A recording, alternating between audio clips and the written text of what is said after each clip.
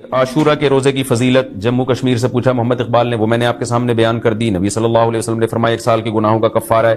اچھا یہ بھی اسی میں پوچھتے ہیں کہ لوگ کہ 2 دن کے روزے ضروری ہیں یا 1 دن کا بھی روزہ رکھ سکتے ہیں؟ تو بعض علماء کی رائے یہ کہ اس زمانے میں 1 روزہ بھی جائز ہے، کیونکہ نبی صلی اللہ علیہ وسلم نے یہودیوں کی مشابہت کی وجہ سے حکم دیا تھا کہ 2 ملاؤ۔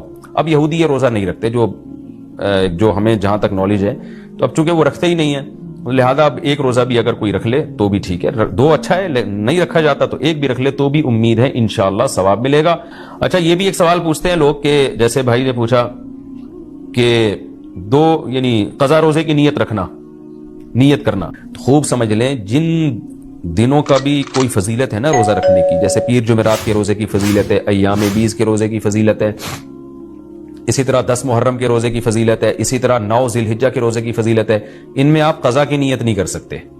اگر قضا روزے کی نیت کی تو قضا روزے کا ثواب ملے گا، اس دن کے ثواب سے آپ محروم ہو جائیں گے، خوب سمجھ لیں۔ شوال کے 6 روزوں میں بھی ایسا ہی ہے۔ خواتین کیا کرتی ہیں، مینسز کی وجہ سے جو رمضان کے روزے چھوٹ گئے، انہوں نے کہا چلو شوال کے 6 روزے کی نیت بھی کر لو اور رمضان کے قضا روزے کی نیت بھی کر لو، تو گریوی میں دونوں کام ہو جائیں گے۔ تو ایسا نہیں ہے، ایک ہی ہوگا، یا تو قضا رکھیں یا نفل۔ اگر قضا روزے رکھے تو پھر وہ نفل کا ثواب نہیں ملے گا، نفل رکھے تو قضا کا ثواب نہیں ملے گا۔ ان روزوں میں تداخل نہیں ہوتا، نفل اور قضا روزے جمع نہیں ہو سکتے، تو اس لیے عاشورہ کے دن عاشورہ کی